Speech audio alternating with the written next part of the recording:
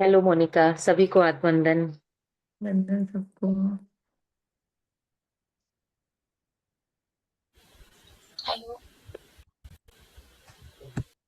तो धीरे धीरे सभी लोग जुड़ रहे हैं।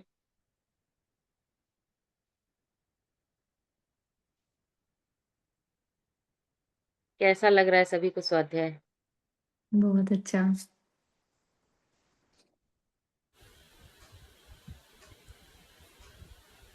Ma'am good evening. आत्मवंदन सभी को। बंधन सर। ठीक।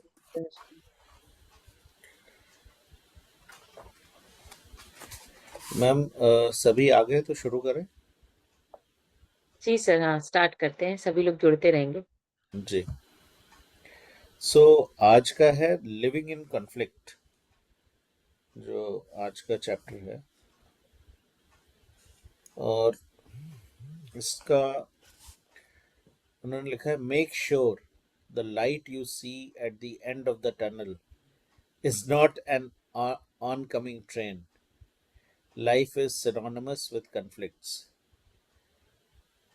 तो वो कह रहे हैं कि टनल के लास्ट में जो आपको लाइट दिखाई दे रही है, उसकी आप श्योरिटी कर लीजिएगा कि कहीं किसी ट्रेन की ना हो। मतलब आपको ऐसा ज़िंदगी में लगे कि नहीं, मुझे वो जो चीज़ दिख रही है वो प्रकाशमान है और मैं उस चीज़ को लेने के लिए जाता हूँ, और वो चीज़ आपकी ज़िंदगी में कुछ ऐसा ना कर दे कि वो आपके लिए फैटल हो। Life is synonymous with conflicts, क्योंकि ज़िंदगी जो है वो बहुत सारी ऐसी चीज़ों से भरी पड़ी है जो कि एक दूसरे के पूरक नहीं है। मतलब they are full of conflicts.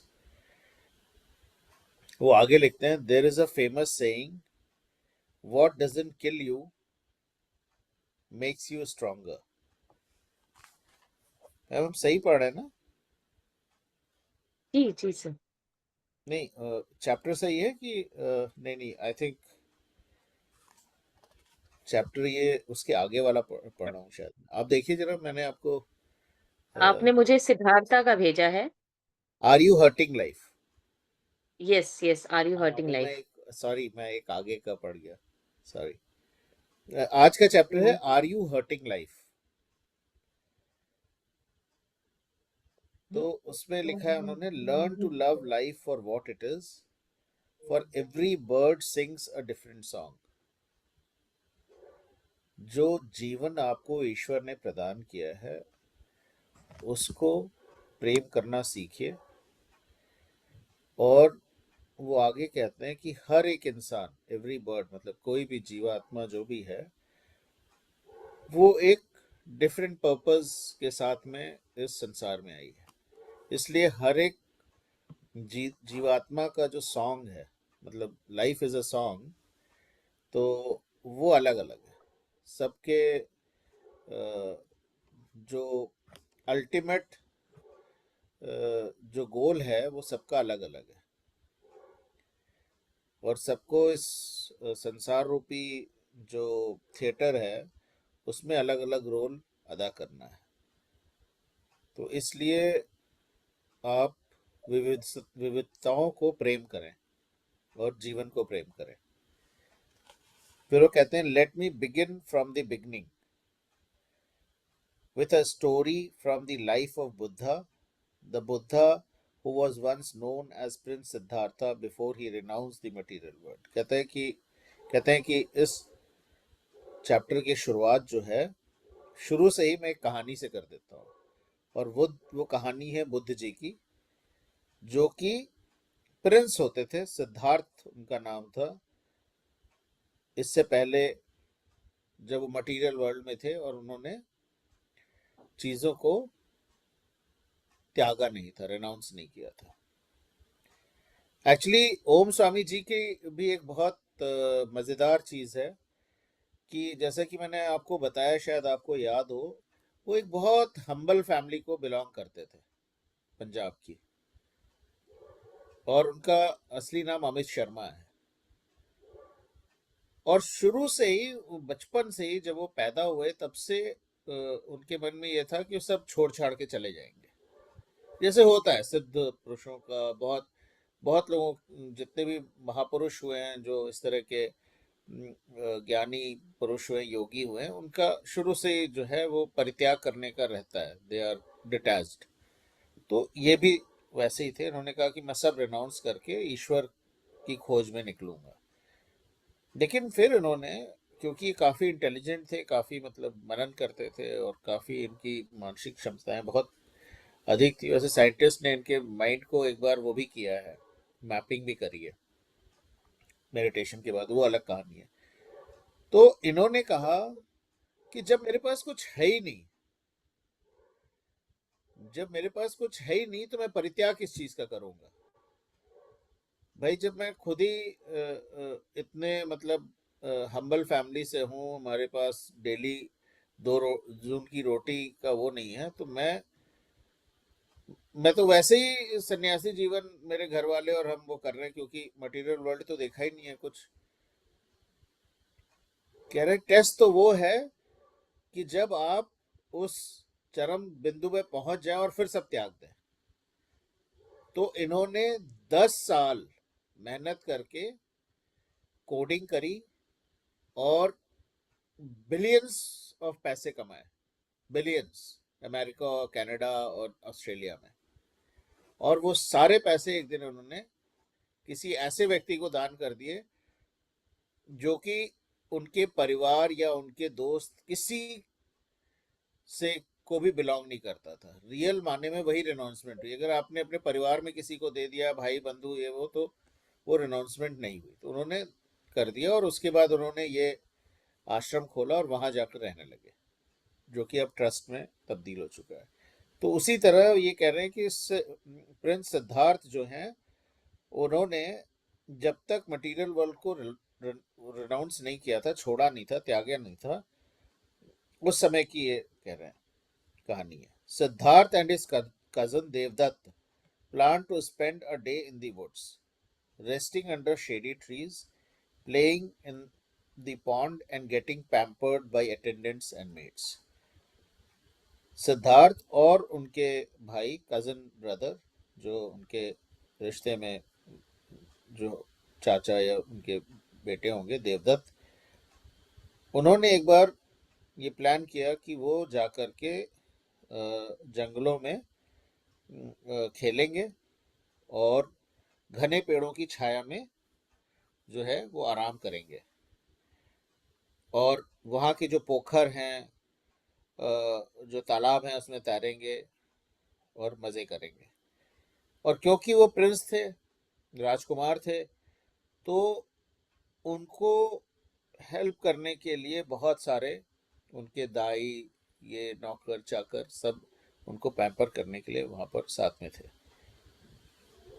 A royal entourage was arranged for their comfort and safety. और एक शाही जो जिसे कहते हैं दस्ता तैयार किया गया उनकी सेफ्टी के लिए, क्योंकि भाई राजा के बेटे थे, प्रिंस थे, तो उनकी सेफ्टी, सिक्योरिटी जरूरी थी, और उनके आराम के लिए। Devdutt had carried his bow and arrow along even though they had agreed not to hunt. Devdutt अपने साथ जो है तीर और कमान लेके गए, जबकि उनने आपस में ये हुआ था कि वो लोग शिकार नहीं करेंगे। While they lay near a natural pool, a swan landed nearby. Devdutt saw a golden opportunity and immediately strung his bow and aimed at the bird.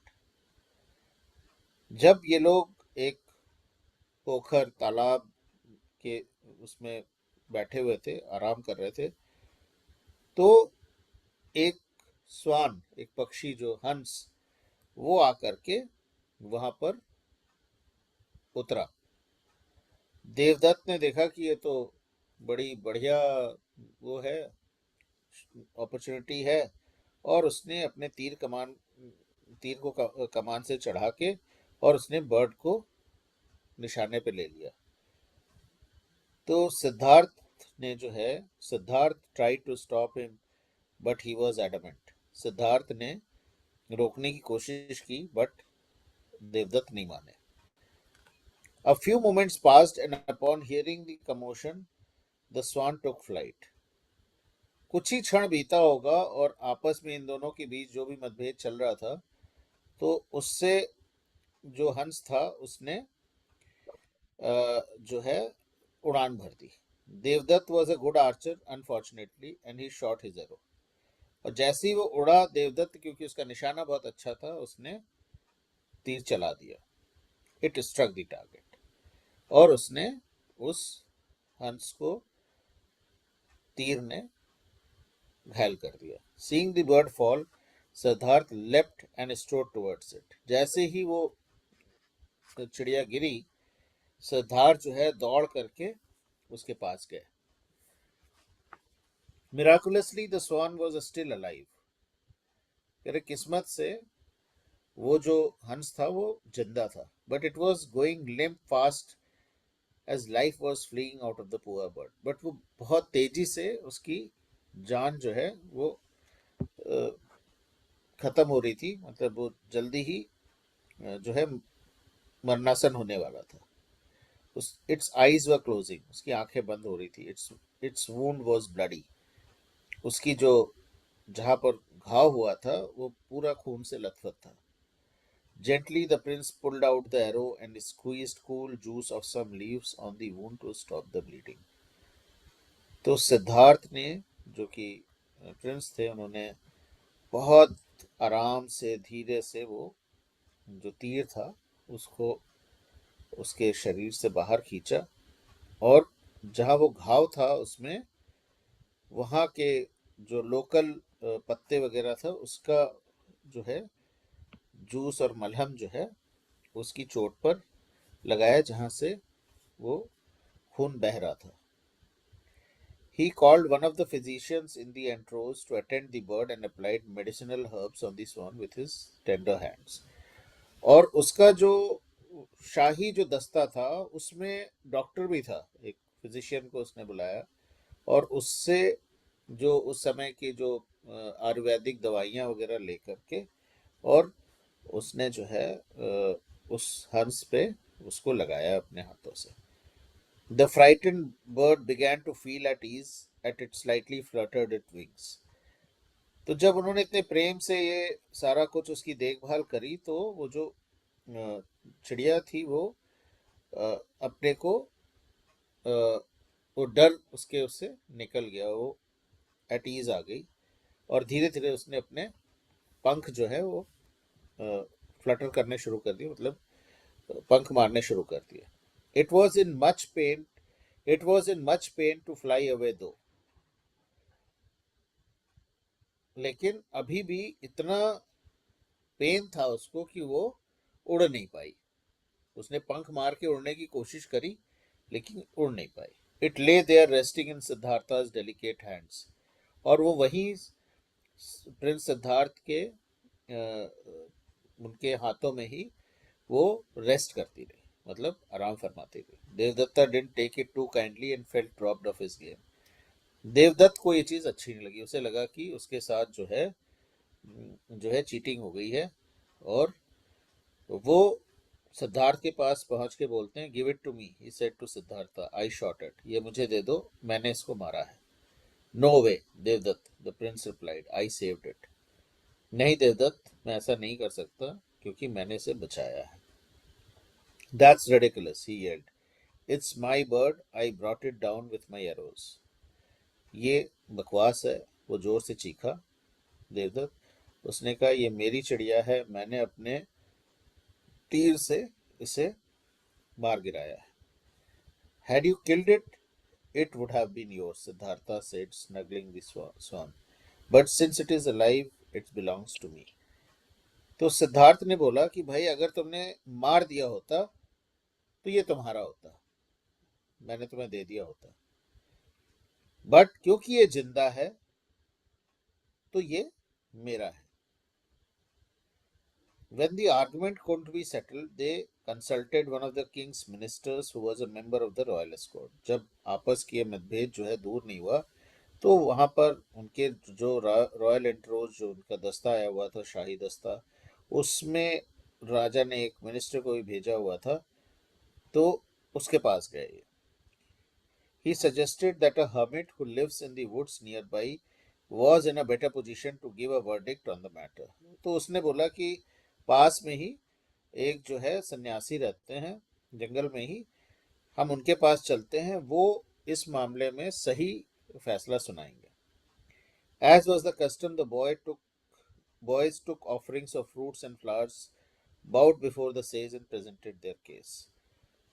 तो जैसा कि तरीका था उस समय का कि बच्चे ये दोनों साथ में फल और फूल लेकर के गए, और जो वहाँ सन्यासी जी थे उनको उन्होंने झुके प्रणाम किया और ये सब चढ़ाया, और अपना जो ये आर्गुमेंट था जो इनका आपस में, उसको उन्होंने उनके सामने रखा।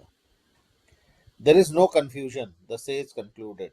A life belongs to the one who tries to save it. It cannot belong to the one who hurts it. तो उन्होंने बोला, जो मुनि थे, सन्यासी थे, कि कोई इसमें तर्क वितर्क की बात ही नहीं है, कोई कंफ्यूजन ही नहीं है। ये जिंदगी उसी को बिलोंग करती है जिसने इसको बचाया है, उसको नहीं जिसने इसकी जान लेने की कोशिश करी। इसलिए he added the swan belongs to Siddhartha, इसलिए ये जो हंस है ये सिद्धार्थ का हुआ। अब ओम स्वामी कहते हैं, it's a simple story but then again wisdom lives in simplicity. ये एक बहुत ही, कहते हैं कि आसान सी कहानी है, बट जो ज्ञान है वो इसी सिंप्लिसिटी में है। In fact the only it only lives in simplicity. कहते हैं कि जो ज्ञान है वो केवल इन्हीं जो आसान सी जो ज्ञान जो है वो कॉम्प्लेक्स नहीं है, वो बहुत सिंपल है। Wise people are simple people. जो बुद्धिमान लोग होते हैं वो बहुत ही सिंपल होते हैं। Personally, I find that the ultimate wisdom required for leading a beautiful life, a fulfilling and meaningful life, is shining majestically like a crown jewel in our story here in one sentence. वो कह रहे हैं कि personally मेरा खुद का ये मानना है कि I find that the ultimate wisdom required for leading a beautiful life, जो बुद्धिमता जो है एक अच्छी जिंदगी, खूबसूरत जिंदगी जीने के लिए, और एक फुलफिलिंग जिंदगी, एक मीनिंगफुल माने रखने वाली जिंदगी जीने के लिए, is shining majestically like a crown jewel in our story. वो कह रहे हैं कि ये जो हमने कहानी सुनाई इसमें वो चीज़ जो है वो झलक रही है। और वो एक सेंटेंस में कहते हैं, life belongs to those who love it. मतलब ये जिंदगी उन्हीं की है जो उसे प्रेम करते हैं। You protect what you love, so you naturally try to save what you love. आप उन चीज़ों की रक्षा करते हो जिनसे आप प्रेम करते हो, और उनको आप बचाना चाहते हो जिनसे आप प्रेम करते हो। If you hurt life, it stops belonging to you.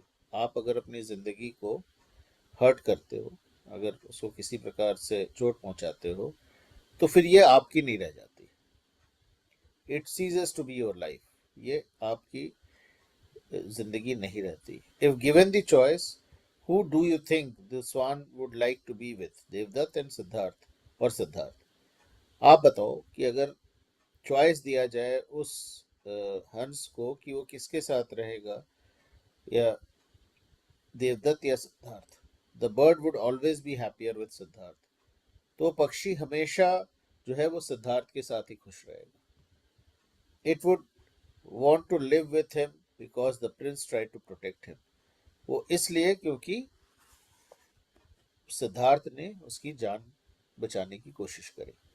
Similarly your life has a life of its own. इसी तरह आपकी जिंदगी की एक जिंदगी है।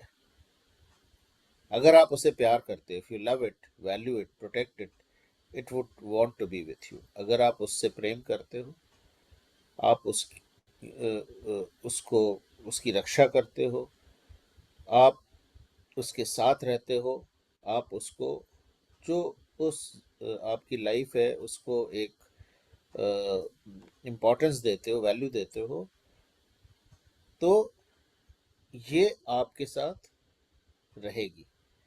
But if you are going to hurt it, it will fly away from you, far far away. कहते हैं लेकिन अगर आप इसको हर्ट करते हो तो ये आपसे दूर चली जाएगी, बहुत दूर. Be kind, be gentle like the prince in our story, and the swan of life will come alive in your hands. वो कह रहे हैं कि आप जो है दयालु रहिए, और जैसे कि प्रेम से प्रिंस ने उस हंस को रखा है इस कहानी में, उसी तरह से आप अपने जीवन को प्रेम से रखिए. ये आपके हाथ में है. You feel hurt when the other person doesn't appreciate your efforts. आपको कई बार ऐसा दुख होता है जब आप बहुत ज़्यादा एफर्ट करते हो और आपको लगता है कि कोई दूसरा आदमी आप उसकी बड़ाई करे, लेकिन जब वो नहीं करता है तो आपको दुख पहुंचता है, आप अपने को हर्ट महसूस करते हो. Life is hurt to when you keep on resisting rather than appreciating what it's doing for you. आगे कहते हैं कि भाई आपको जो जिंदगी आपके साथ जो कर रही है उसको आप रेजिस्ट ना करिए, उसको लेट इट फ्लो थ्रू. मतलब इट इज अ फ्लो.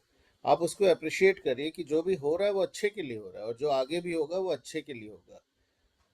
क्योंकि जब आप ये चीज नहीं सोचते हो, और व्हेन यू लुक बैक, आपको हमेशा आप देखिएगा कि जो भी पास्ट में हुआ आपके अच्छे के लिए हुआ.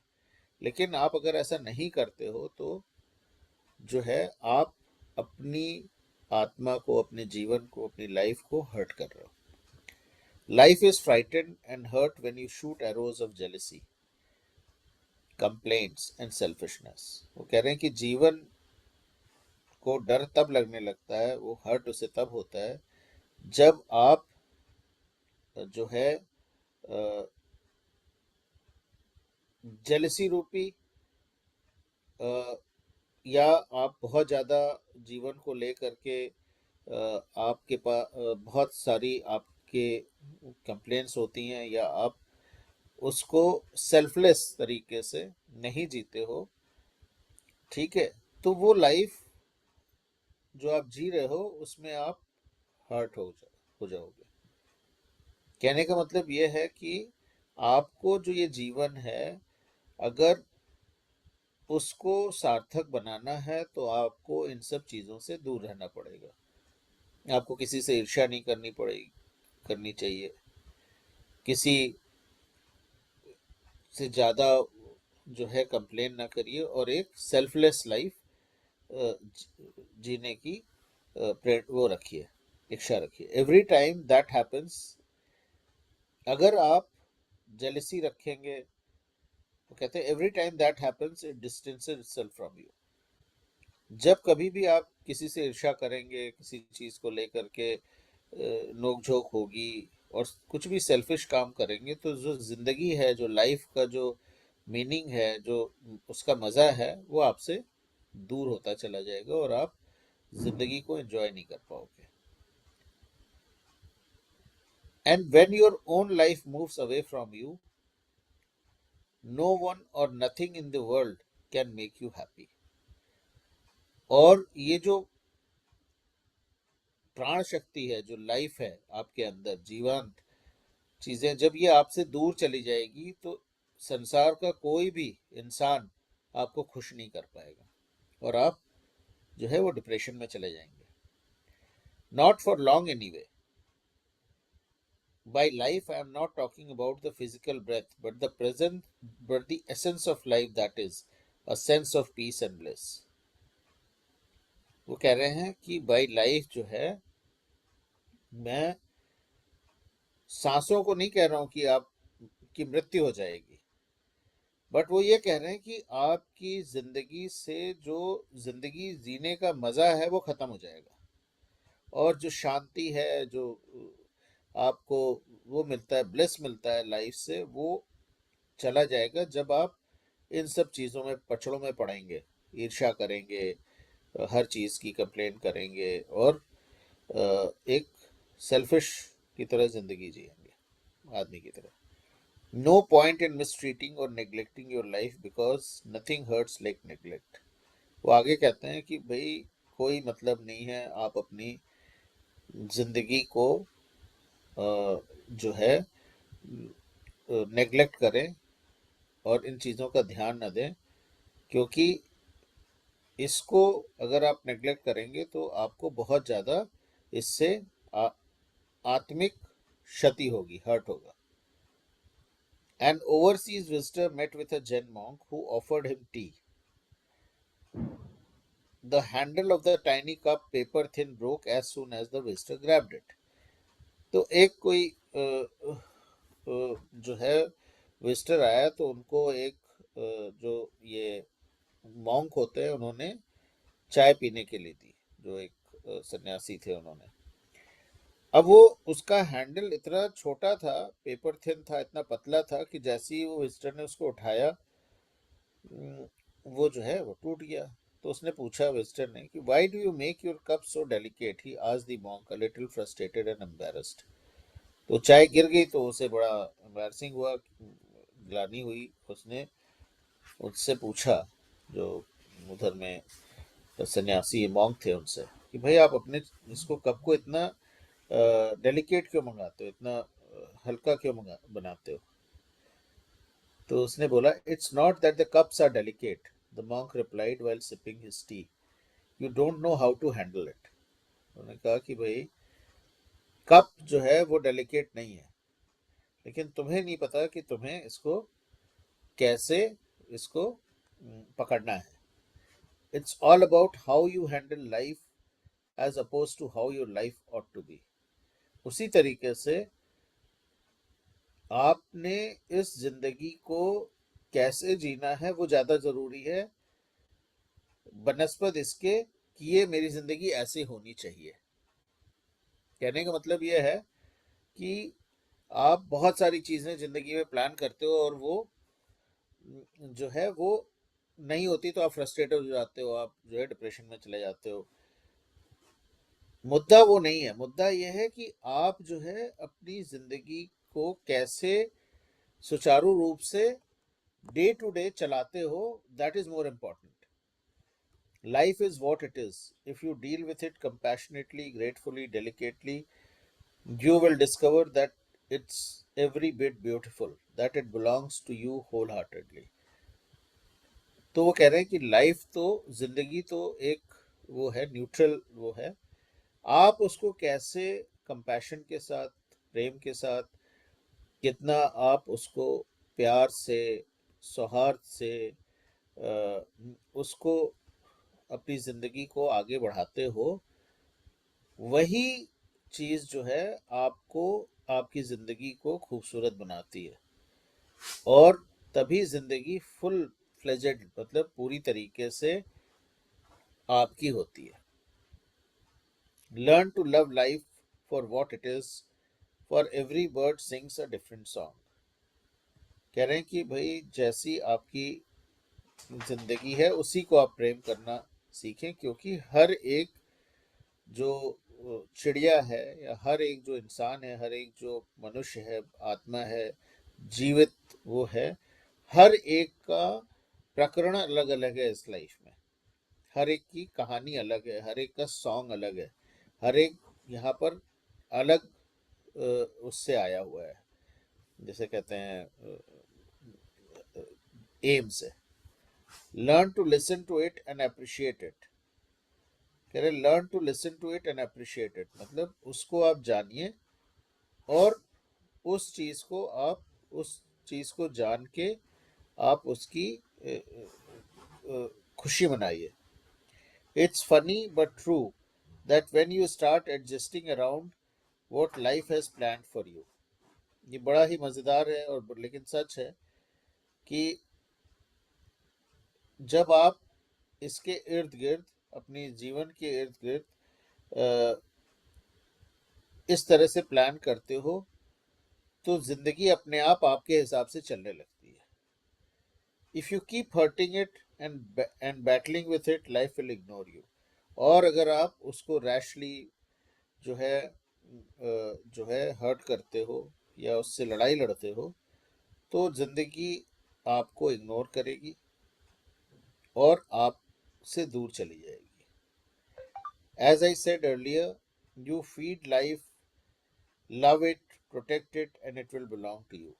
फिर मैंने जैसे पहले कहा कि वो आप अपनी जिंदगी को ऊर्जा दें, उससे प्रेम करें, उसकी संरक्षण करें, और ये हमेशा आपकी रहेगी. It will move according to your command. Then कहते हैं कि ये आपके इशारों पर काम करेगी आपकी जिंदगी.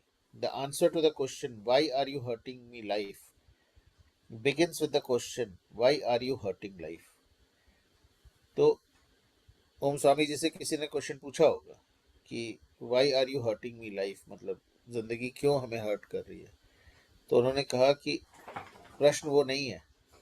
प्रश्न ये है कि आप जो है इस जिंदगी को, जो ईश्वर ने आपको दी है, इतनी खूबसूरत जिंदगी है, इसको आप ठीक से हैंडल क्यों नहीं कर रहे हो, इससे प्रेम क्यों नहीं कर रहे हो, इसके साथ आप गुत्थम गुत्था क्यों कर रहे हो. Why don't you let it go and go with the flow. Don't hurt what you want to keep. If you want to keep, that is.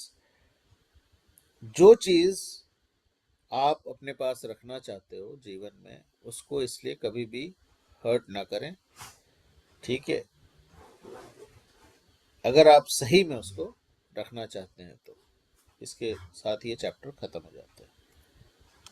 Ji ma'am.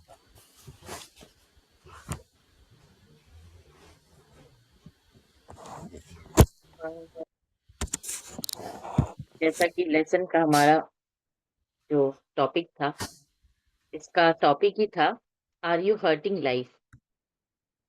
क्या हम अपने जीवन को खुद ही कष्ट पहुंचा रहे हैं?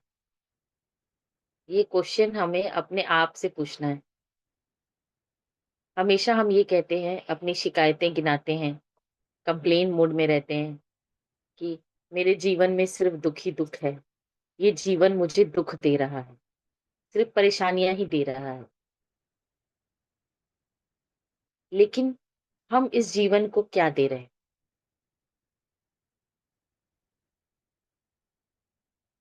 हम हमेशा कंप्लेन मोड में रहते हैं. क्या हम एक्सेप्टेंस में आते हैं? जितना हम किसी चीज के लिए रेजिस्टेंस करते हैं, प्रतिरोध करते हैं, वो चीज हमारे सामने और बड़े रूप में आके खड़ी हो जाती है. इसका एग्जाम्पल है, जैसे हम देखते हैं कि अगर घर में ही अपने बच्चे को हम किसी चीज के लिए बहुत डांटते हैं या मना करते हैं, तो वो उतना ही रेजिस्ट करता है. मानने की बजाय वो और ज्यादा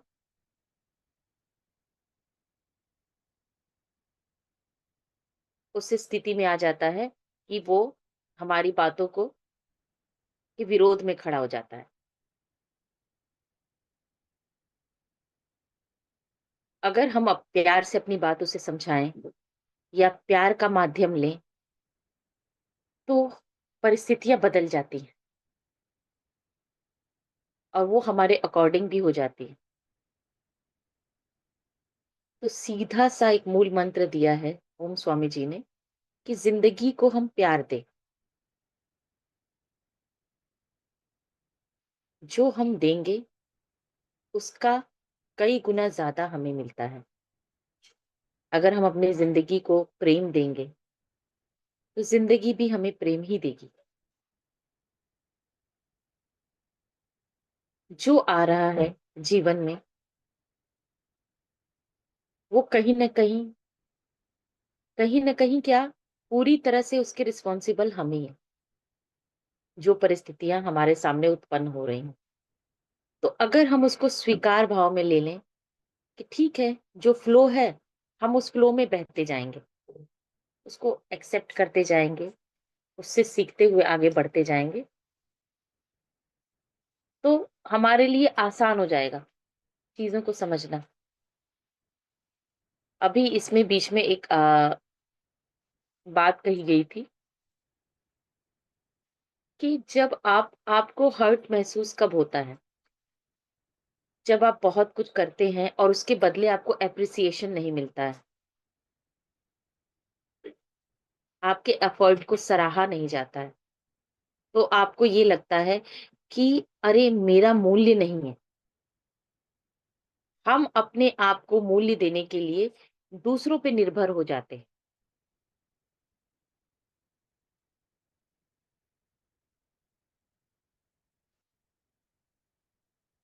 हम लगातार रेजिस्टेंस के मोड में आ जाते हैं।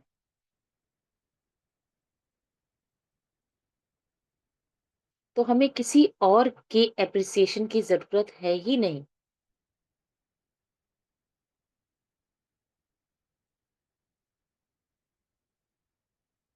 और जीवन उसी के साथ फ्लो में बहता है, जो उसकी रक्षा करता है, जो उससे प्रेम करता है।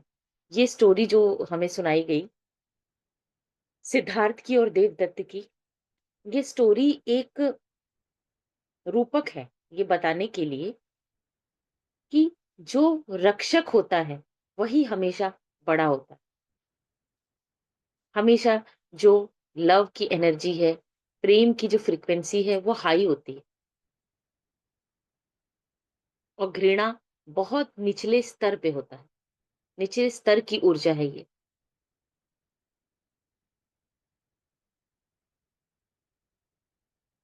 हम अपने जीवन में कई स्तर ऐसे आते हैं, जैसे उन्होंने एक कहानी और सुनाई जैन मॉन्क की, और बताया कि कप का एग्जाम्पल देते हुए बताया। हम दोष किसको देते हैं? परिस्थिति को। जैसे उसमें वो कप को कह रहे हैं कि आपका कप ही बड़ा कमजोर है। उन्होंने कप को उठाते समय ये ध्यान ही नहीं दिया कि उसे कैसे हैंडल करना है, क्योंकि वो पूरी जागरूकता में नहीं हम रहते हैं। हम पूरी अवेयरनेस में रहते ही नहीं हैं, और बेहोशी की हालत में हर कार्य करते रहते हैं। पूरे जीवन पूरा जीवन हम बेहोशी की हालत में जी लेते हैं, और हमें इसका ज्ञान भी नहीं हो पाता कि हमें हैंडल कैसे करना है। तो जिस तरह से हम परिस्थिति को हैंडल करते हैं, उसका रिजल्ट भी उसके अकॉर्डिंग ही आता है।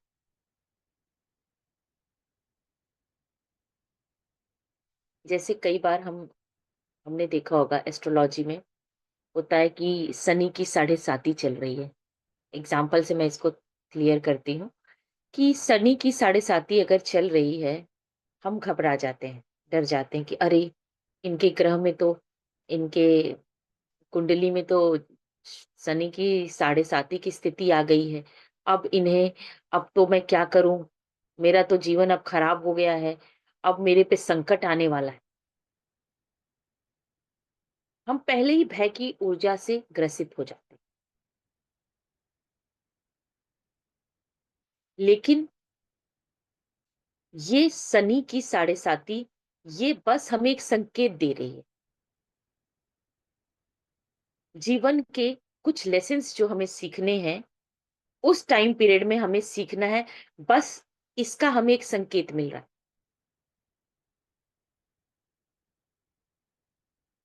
हम अगर स्वयं को उस फियर एनर्जी से निकाल दें और पूरी अवेयरनेस के साथ उस समय को व्यतीत करें, पूरी जागरूकता के साथ, तो हम अपने बहुत से कर्मास को भी काट सकते हैं। और ये तो हमारे लिए एक गिफ्ट है कि हमें पहले से अगर पता है कि ये समय आ रहा है, तो हम उसके लिए पूरी तैयारी के साथ उसका सामना करें।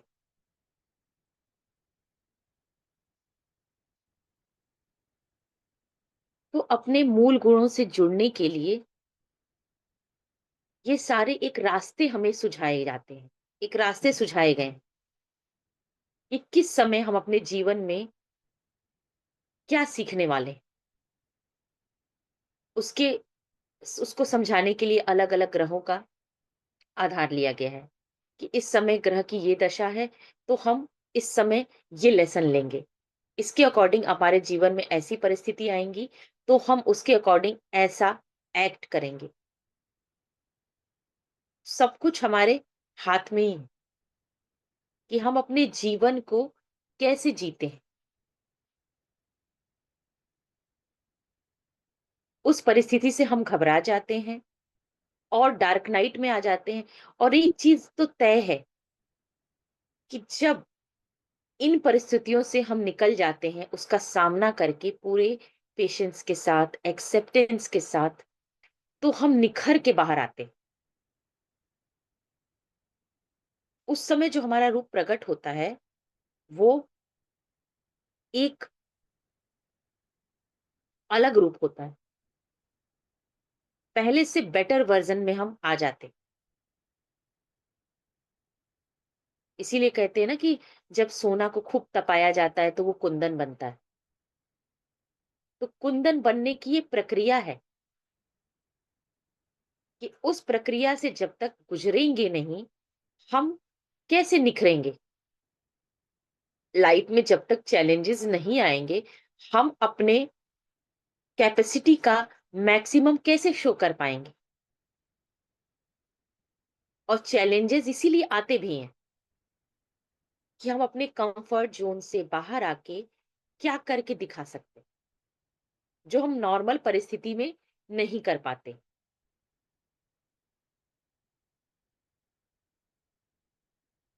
जैसे एग्ज़ाम्स होते हैं, बच्चा साल भर भले उतनी अटेंशन से ना पढ़े, लेकिन एग्ज़ाम आता है, तो उसे रहता है कि अरे! मुझे तो अच्छी तैयारी करनी है, वरना मैं एग्ज़ाम में लिखूँगा क्या? तो पूरा पोटेंशियल उस समय लगा देता है।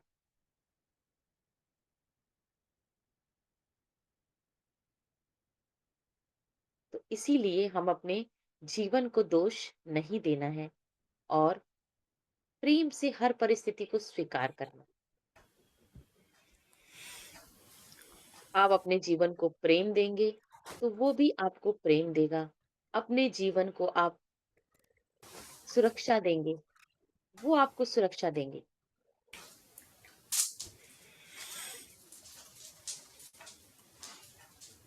आपके ही दिल से सब कुछ संभव है। तो अब से हमें ये क्वेश्चन पूछना बंद करना है कि जीवन हमें क्यों कष्ट दे रहा है। हमें अपने आप से पूछना है, हम क्यों उसे कष्ट दे रहे हैं। तो कोई कुछ इस पे अपने विचार रखना चाहते हैं, तो रख सकते हैं।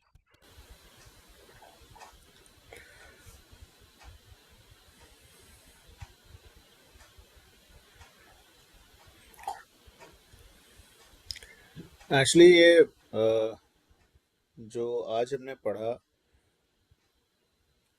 उसका सार ये है कि जब तक हम खुद से प्रेम नहीं करेंगे, हम दूसरों से प्रेम नहीं कर सकते। तो ज़रूरी है कि हम अपने से प्रेम करें, खुद से प्रेम करें, और ये जो जीवन ईश्वर ने हमें दिया है, उसको बहुत अच्छे से जिएं, और ये मान के कि भाई ये ईश्वर ने आपको मनुष्य रूप में भेजा है, as a blessing, as a prasad, कि भाई 84 करोड़ योनियों में आपको मनुष्य योनि मिली है, और तब भी आप दुखी हो, तो फिर क्या फायदा? भाई ईश्वर ने आपको इसलिए नहीं भेजा है कि आप दुखी रहो। ईश्वर ने आपको भेजा है तो उसके साथ साथ सारा साजो सामान भी भेजा है। आपको इतनी बढ़िया प्रकृति दी है, नेचर दिया है, पेड़ पौधे दिए हैं, समुद्र दिया है, नदियाँ दी हैं, झील दिए हैं, मतलब, तो वी हैव टू, मतलब हमने ये देखना है कि जब हमको यहाँ संसार में ईश्वर ने भेजा है, तो इस संसार को स्वर्ग बना के भेजा है। अब आपने वो स्वर्ग ढूंढना है। स्वर्ग मिलेगा इसी संसार में रह के, जब आप स्वयं से प्रेम करेंगे। और जब तक आप अपने को हर्ट करते रहेंगे, तब तक जो है आपको लगेगा कि ये जो सारा माया जाल है, ये मेरे अगेंस्ट जो है ये कॉन्स्पिरेसी कर रहा है। There is no conspiracy. वो कॉन्स्पिरेसी हम खुद ही कर रहे हैं अपने against, because we are not happy with ourselves. हमें उन सारी चीजों को जो उन्होंने बोला कि जेलसी, ईर्ष्या, द्वेष, ये सारी जो चीजें हैं कि मेरे पास ये है, उसके पास ये है, मेरे पास क्यों नहीं है, जहां हम इन मटेरियलिस्टिक चीजों में उलझ जाते हैं, ठीक है, वहीं जो है हमारा जो प्रेम है अपने से वो कम होने लगता है, क्योंकि हम दूसरे पे ज्यादा ध्यान देने लगते हैं। अगर हम यही कहें कि अरे उसके पास पैसा है तो क्या हुआ, मेरे पास जो ये गमला है, इस गमले में जो गुलाब का फूल है वो कितना सुंदर है। I am just giving an example. तो खुश होने के लिए तो गमले में जो गुलाब का फूल फूल खिल के उगा है, वही आपको हैप्पीनेस दे सकता है। या सूरजमुखी सुबह उगता है सूरज की तरफ, क्या बढ़िया, मतलब उसका वो है। इट इज कि आप हैप्पीनेस कहाँ ढूंढते हैं। और जब हम कंपैरिजन करते हैं किसी भी चीज को लेकर के, मटेरियलिस्टिक चीजों को लेकर के, तो हम अपने को हर्ट करते हैं। क्योंकि जो सुपर कंप्यूटर है, जो कॉस्मिक इंटेलिजेंस है, जो प्लानिंग है, वो सबकी प्लानिंग अलग अलग है। अब जब प्रेजेंट प्राइम मिनिस्टर जब वो चाय बेच रहे होंगे, तो किसी ने सोचा होगा कि ये प्राइम मिनिस्टर बन जाएंगे? लेकिन भाई प्लानिंग थी, वो कॉस्मिक प्लानिंग थी। वो तो चले गए थे पहाड़ पे, वहां से वापस आ गए। नहीं भाई, कॉस्मिक प्लानिंग ये है। तो हर एक इंसान की कॉस्मिक प्लानिंग जो है वो बहुत जिसे कहते हैं ना, बहुत वैल्यूबल है। और हम अगर इसी द्वेष, ईर्ष्या और इसी सब में घूमते रहेंगे, अपने को हर्ट करते रहेंगे, तो हमें कॉस्मिक प्लानिंग का पता ही नहीं चलेगा। शरीर छोड़ देंगे, फिर वापस आएंगे, और कहाँ आएंगे ये नहीं पता। फिर वो प्रोसेस चालू हो जाएगा।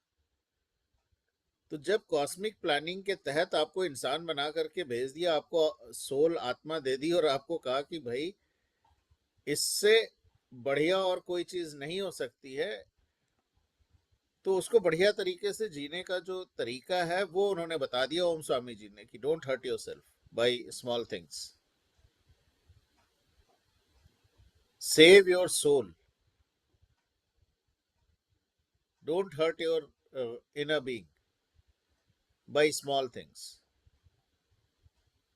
और जब आप खुद की सोल की रक्षा करते हैं, अपने आत्मा की रक्षा करते हैं, अपने को हर्ट से वो करते हैं, तो आपके अंदर ईश्वरत्व जागृत होता है, दूसरों को आप प्रेम करते हैं। लेकिन जब आप खुद की उधेड़बुन में रहते हैं कि अरे यार मेरे को ये नहीं मिला, मेरे को वो नहीं मिला, मैं ये नहीं बना, मैं वो नहीं बना, तब तक जो है वो द्वंद्व जो है आपको हर्ट करता रहता है। आपका जो शरीर है वो घायल होता रहता है, आपको बीमारियां बीमारियां जकड़ लेती हैं। और आधी से ज्यादा बीमारियां, मोर देन दैट, वो जो है इन्हीं सब चीजों से है। इवन कि अभी तो रिसर्च में आ गया कि जो कैंसर है, इसका कनेक्ट जो है वो आपकी इमोशन से है, कि how you interpret your life. Cancer जो ये बीमारी है उसका ये जो सेल्स हैं, सेल लेवल पर जो है, अगर आप बहुत ज्यादा त्रुटियां निकालते हैं अपने लाइफ की और दूसरे की लाइफ की, तो आपके सेल लेवल पे जो चेंजेस होते हैं वही आगे चल के कैंसर का रूप धारण कर लेता है।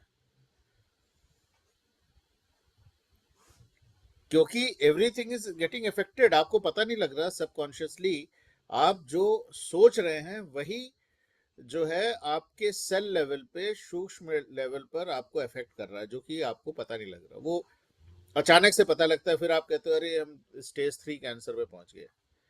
बिकॉज कैंसेरियस लाइफ तो पल पल हर क्षण हमने जिया और आपको पता नहीं लगा, आप अपने को हर्ट करते रहे,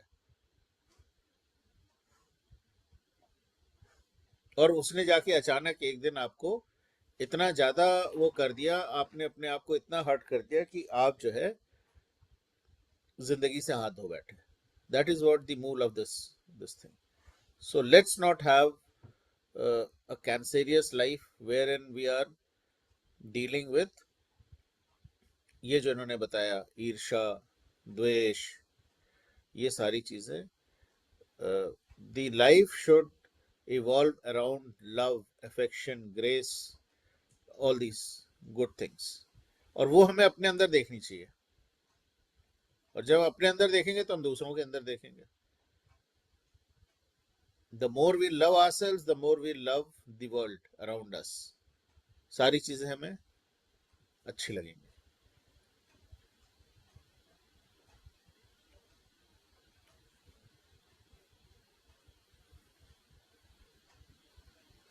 जी मैम।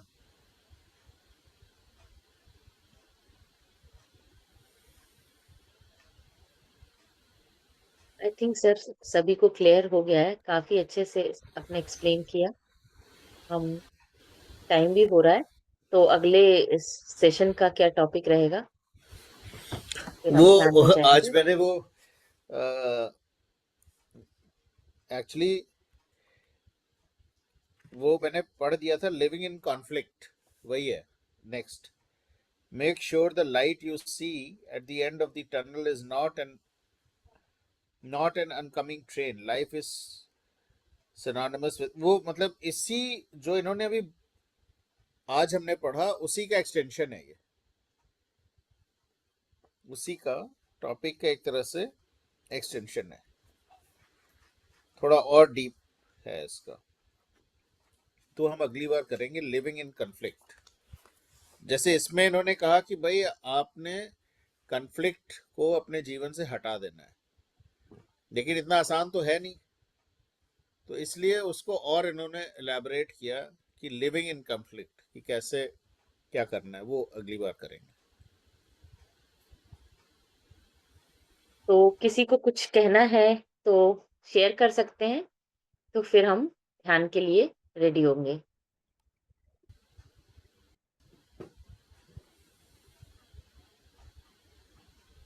तो ठीक है, फिर ध्यान की ओर बढ़ते हैं। म्यूजिक शेयर कर देंगे और आधे घंटे का ध्यान रहेगा। फिर आप अकॉर्डिंग कंटिन्यू भी कर सकते हैं और लीव भी कर सकते हैं।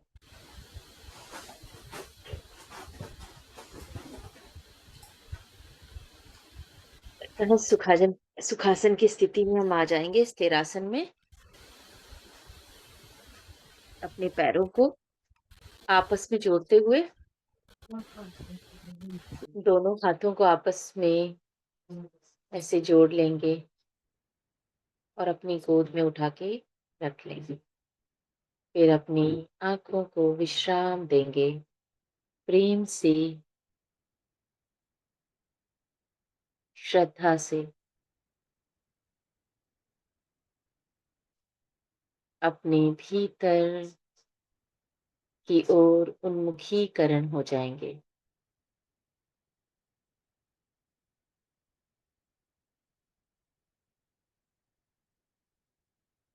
दोस्तों, हम सभी तैयार हैं ध्यान के लिए। अपने भौतिक शरीर को मार्गदर्शित कर दीजिए कि मैं ध्यान के लिए तैयार हूँ।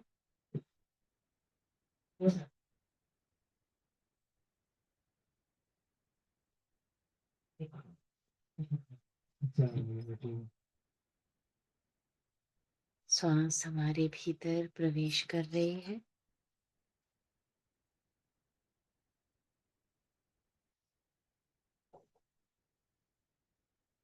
श्वास को गहराई तक महसूस करें। सांस बाहर की तरफ निकल रही है। हर आधी श्वास के साथ हमारे भीतर शांति, प्रेम की ऊर्जा उतर रही है और हर जाती हुई श्वास के साथ हम अपने भीतर के सारे तनावों को बाहर की तरफ निकाल रहे हैं।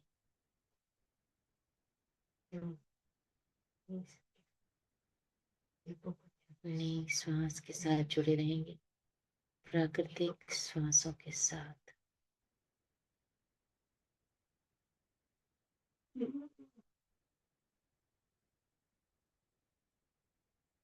ना कोई सोच, ना विचार,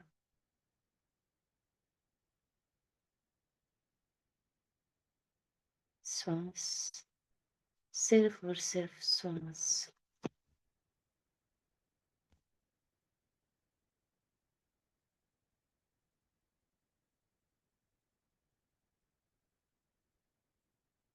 देखते जाइए अपनी श्वासों को साक्षी भाव से।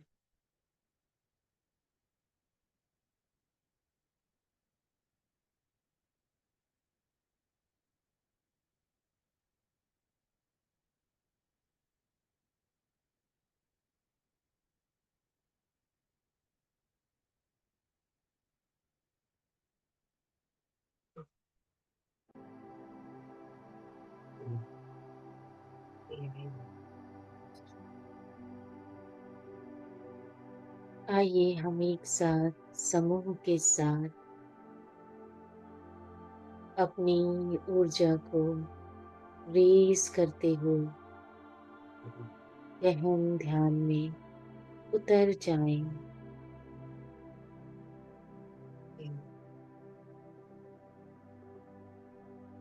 हर सांस के साथ उस परम तत्व से आलिंगन कर लें।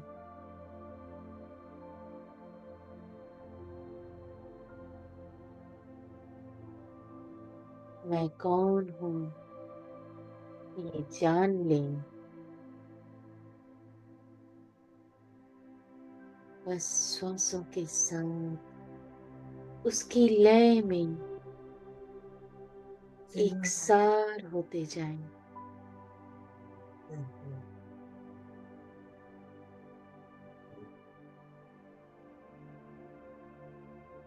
उसी फ्लो में बढ़ते जाएं। अपनी सहज, प्राकृतिक, शांत, स्वाभाविक श्वास के साथ बिना उसकी गति में परिवर्तन के पूरे समर्पण से स्वयं को अपनी श्वासों के साथ एकाकार कर लीजिए दोस्तों।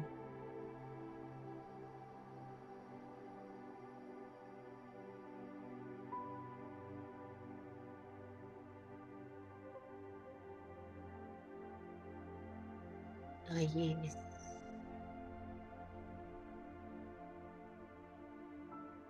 अंतर यात्रा की समंदर में डुबकी लगाते हैं।